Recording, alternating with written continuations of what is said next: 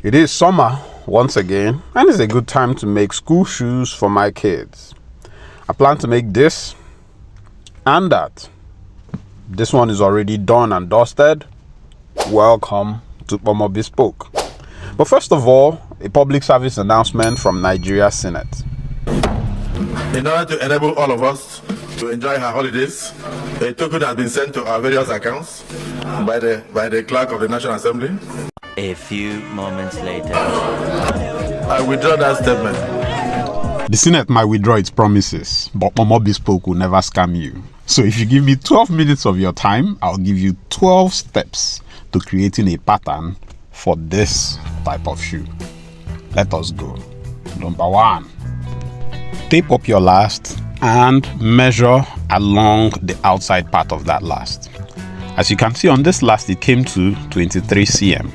That distance is what I call the last length.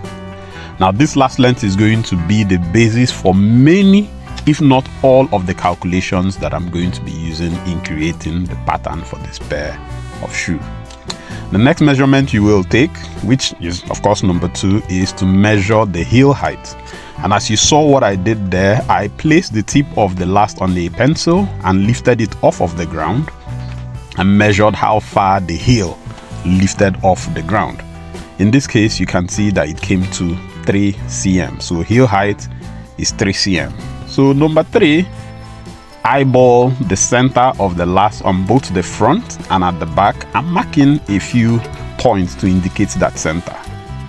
Then you draw a straight line on a piece of masking tape and then use your straight line that you drew to connect the dots that you made earlier. Right.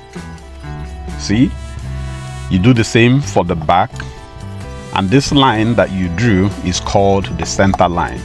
It divides the last into 2 equal or 2 corresponding parts.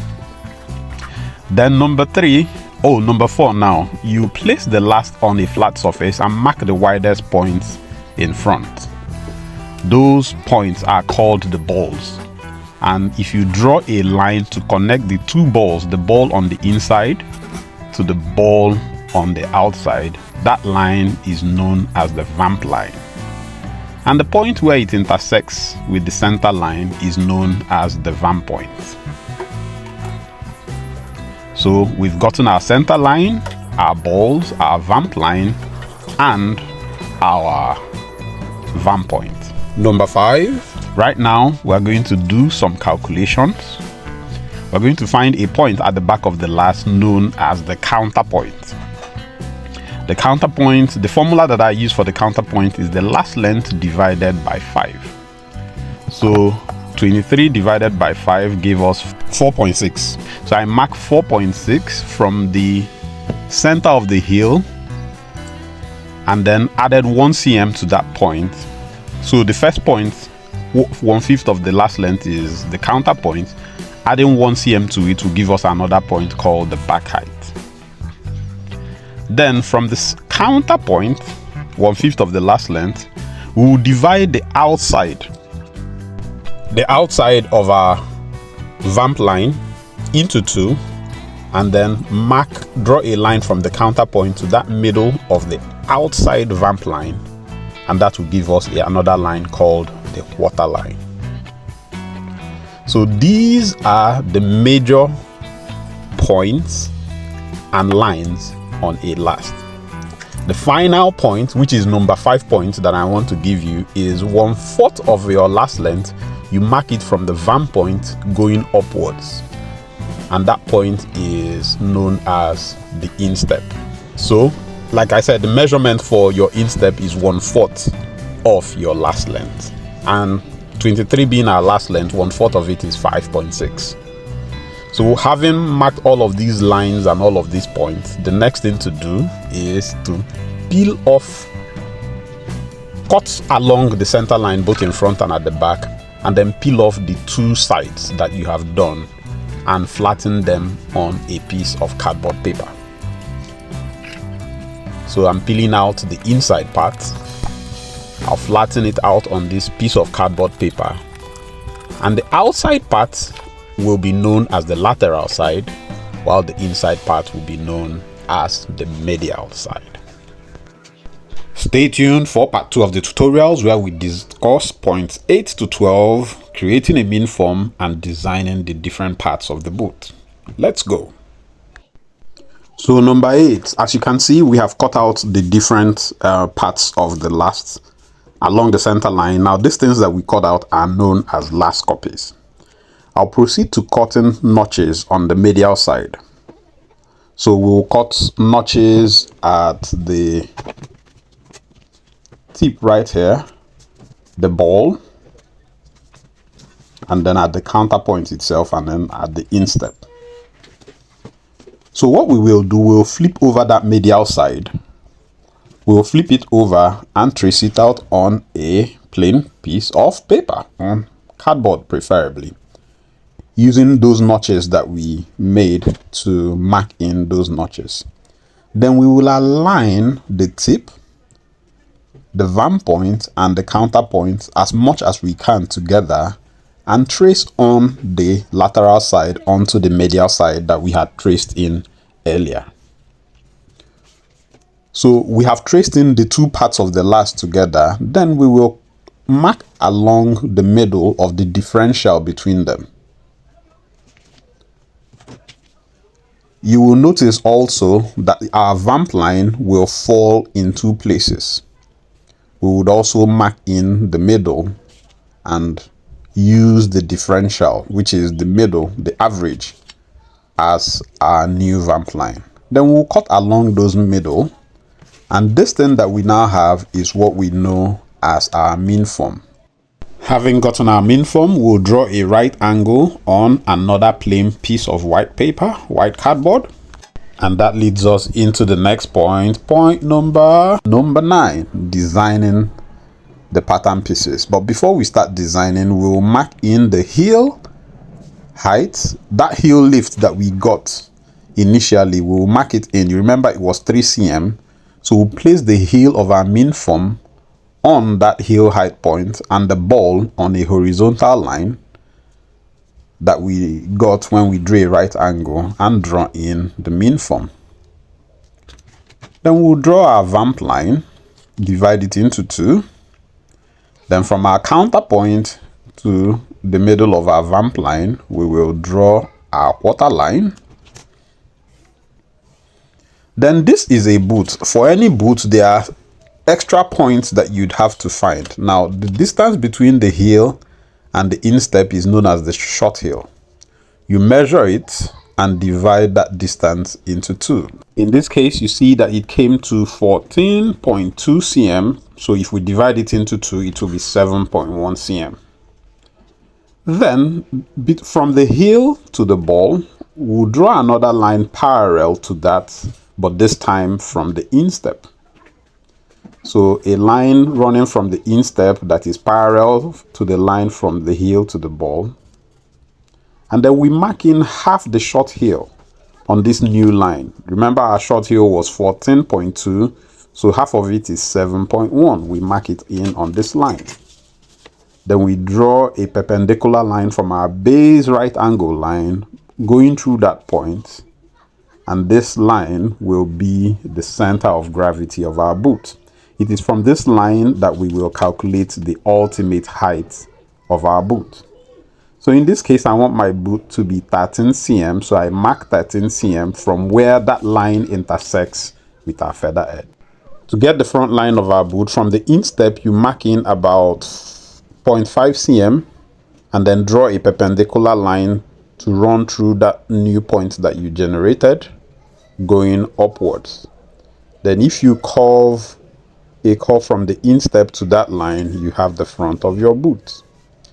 The width of your boot, the top line of your boot, it has to correspond with the circumference around the ankle of the wearer of this boot. Sometimes you can use the circumference that you have on the boot itself, the last itself.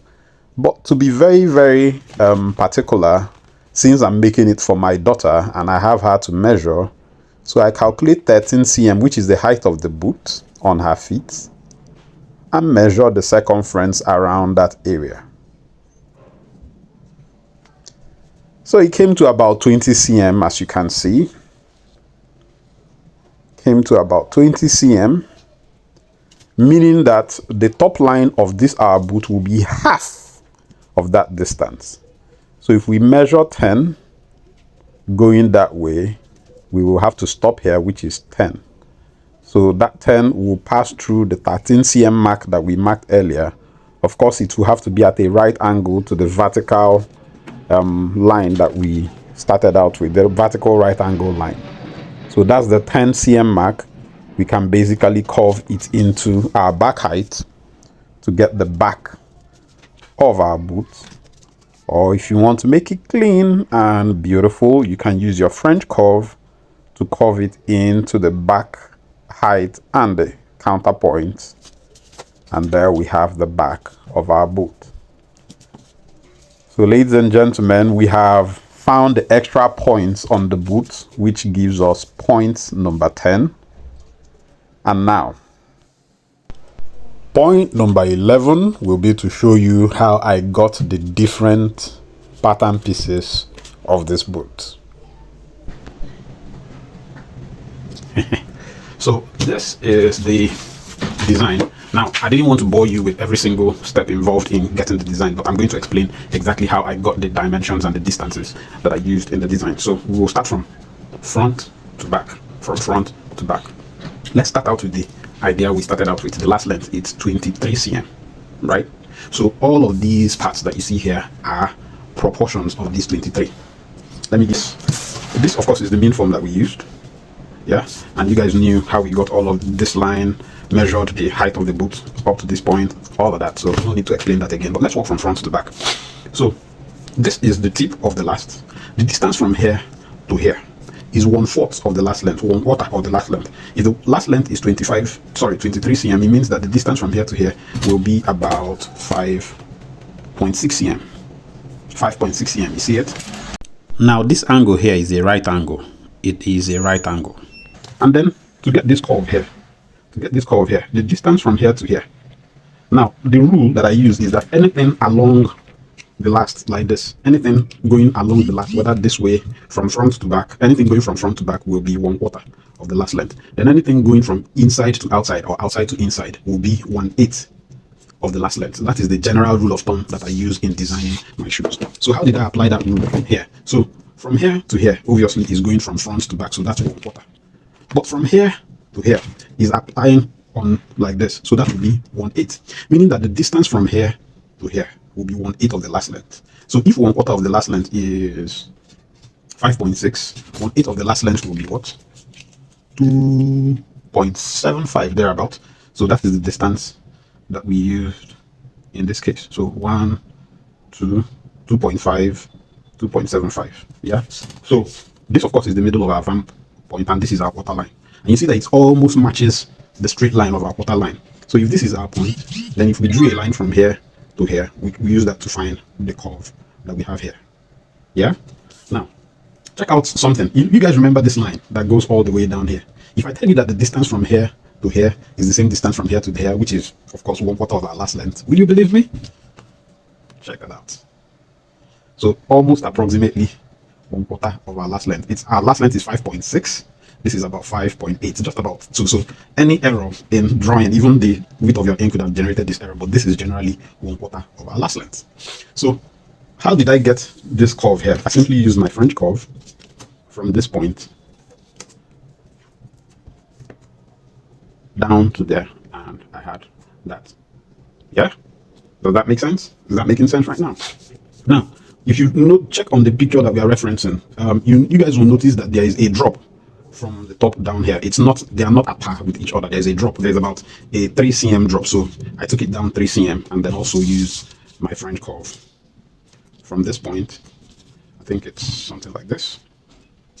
From this point going downwards, right?